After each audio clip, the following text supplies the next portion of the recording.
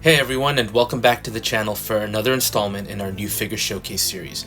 And for this series, we usually take a look at a newer 6-scale release that I'm adding into the collection and do a little review and posing session.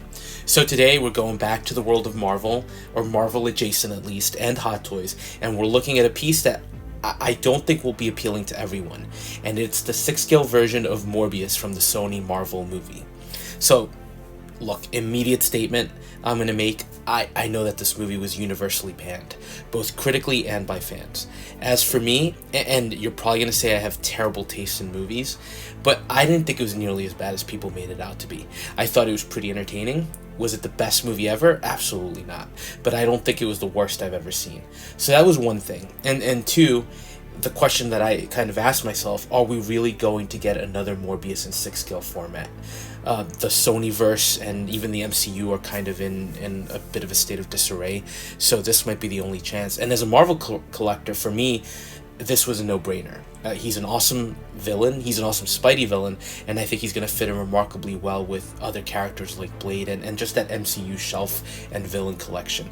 And even though he's from a questionable film, I think visually he's pretty unique and awesome looking, and just something that I had to add to that Marvel setup. So let's take a look at the entire package we're getting here from Hot Toys. And interestingly enough, after a number of different Hot Toys figure releases that we've looked at, this one feels much more basic. Just a few spare hands, the movement effects in the nice dark purple, and the diorama base. So pretty sparse, but honestly I do think it's enough for this release. So the figure doesn't have much to hide behind, and I do think this will be a bit of a shorter review just given the overall lack of accessories. So let's jump into those a little bit more closer for a closer look, and we're going to start with the two spare hands here. And because the figure is so bare bones, and because it's a bit of a monster, the hands had to be on point. And I'm happy to say that Hot Toys delivered some really good looking pieces that look very aggressive. So these are just posed slightly different from the ones already on the figure.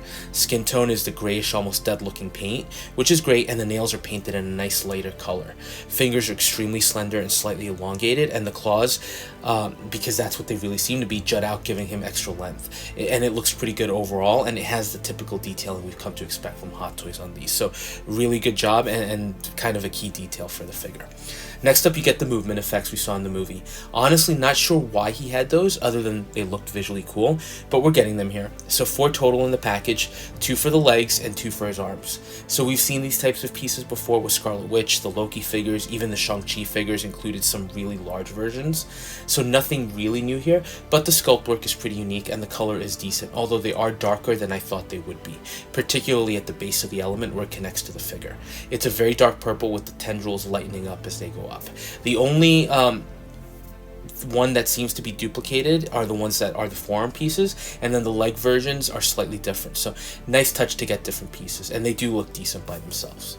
Next up, you get the bats that are part of the diorama element. Now I think these are reused, or at least very similar to the ones that came with the WB100 Bale Batman base. I don't own that figure, so I can't make a direct comparison, but they just seem similar from the promo shots. Now I like these. Honestly though, while there is a good bit of detail work, the paint apps aren't the best, and they do feel a little too delicate. The bats are nicely done, so there are these slight points of contact, and that's where things were glued together. So I made a mental note to handle with care. And the two pieces are slightly different as well, which is again a nice touch. As a diorama piece, I think they're pretty acceptable, but nothing that's flooring me right now. And again, I think the paint app is a little on the shiny side. Might have benefited from something a little more matte. Next up, the display base, and I'm showcasing this more because it is the diorama itself. So you get your standard hexagonal base with a flight pole, so that's always a plus with these figures, and then you get these clear pieces that are meant to go above and below the primary figure clamp. And this is where you insert the bats. Nothing crazy to be honest, but I do like the clear element to at least give you a better visual pop, and I also like that they're slightly articulated and that you can rotate them on the flight pole, so you can play with the diorama setting a little bit. Top of the base is pretty bare, just having the Morbius movie title card and a matte ghosted in image of a flight of bats, so okay overall. Now fully assembled, the bats actually look pretty cool. Very simple and fairly cheap. That's the one negative, but they do give you a nice visual flair with the bats flying on either side. Now for each flight of bats, there is a single one that has a slot on the back to allow you to insert into the peg on the stand. Be cautious with this. Like I mentioned earlier, they definitely feel like they could break with enough pressure, so just grab a single bat and insert. But again, still looks good. And that's something that I feel you can display by itself, of course, because to really look good, the figure has to be either standing on the base or in the flight stand. So let's jump into the figure, and we're going to start with the sculpt, which for this release is 100% a star. Given how basic everything is, this is why we're buying this piece. And I have to say I love it, and I'm really impressed. Again, say what you will about the movie, but I actually really like the transformed vampire design itself. I thought it was maybe the biggest highlight of the piece. And this is really well recreated here. First of all, it's a very expressive look with the snarling face. Normally, I'd say that's very limiting, but it's the right approach here. And the detail work on the furrowed brow, the nose, the sunken cheeks, and most importantly the mouth, insane.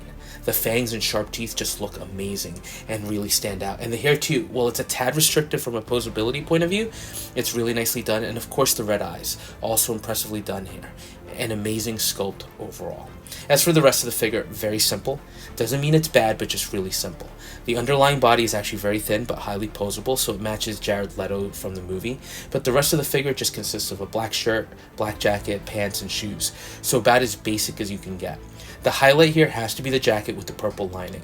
That lining adds a little bit of color and visual flair to what might otherwise be an extremely boring figure body. And then the jacket does also include some wiring for posing, including the ties. So definitely a nice add. And I do like the detailing on the boots. But again, very simple and straightforward. Although, one thing I did notice, the jacket, again being the highlight of the piece, does include some nice slight texturing on the material. And the pants do have some good pocket details. They almost look like cargo pants. But for the clothes, I did notice a few things, especially with the pants. They're an extremely thin material. Like to the point where they're almost transparent with very... even without holding it up to the light. So they fit well, but very thin material. So I would advise caution when handling because it feels almost like tissue paper for gifts. It's probably the best description I have. And the other thing I noticed with the wiring, be a little careful, especially with the belt. Not sure if you can see it, but the wire on mine is coming out a little, probably also due to the material being relatively thin.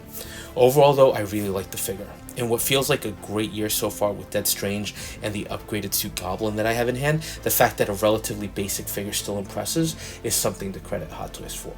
Sure, there are issues with the material choice, but articulation is great, and even with the sculpted hair, you're still able to pose the figure decently. And the clothing isn't restrictive at all, so that's another plus.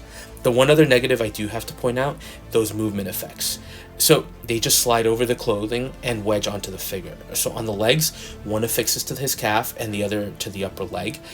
With how delicate the pants are, I'm definitely concerned that that could be a potential tear. And I have to be honest, I don't know that they look that great. Maybe it's how the clothes fit underneath, but the effects tend to look a little fake and a little toyish. Maybe with some fidgeting I can get them to look better, but that's something I wasn't expecting, so it might be a figure that poses better without them. And I do also have to say, while he stands great on his own, I really like the way he poses with the bat diorama. I think it gives the figure a little bit more of a dynamic feeling, and as a package overall just elevates the presence and gives it a slight boost. So definitely how I'm planning on showcasing him. So again, overall thoughts, I think it's a really, really solid figure that is 100% made that way by the awesome sculpt. And it's one that I'm happy to have in hand. And I have to say, even if you weren't a fan of the movie, which I know many people weren't, he does fit in well, and I think he's going to fit in well with the MCU villains. It's a figure that would go well with that type of Marvel collection like mine. So I'm really excited to have him in hand, and I'm really excited with how he turned out, even with the negatives. So listen, that was a quick review on this one, not too much involved, but thanks for watching with me, and let me know your thoughts about Morbius. And as always, if you are enjoying the content, please consider dropping a like, comment, or subscribing, and we'll touch base on the next video.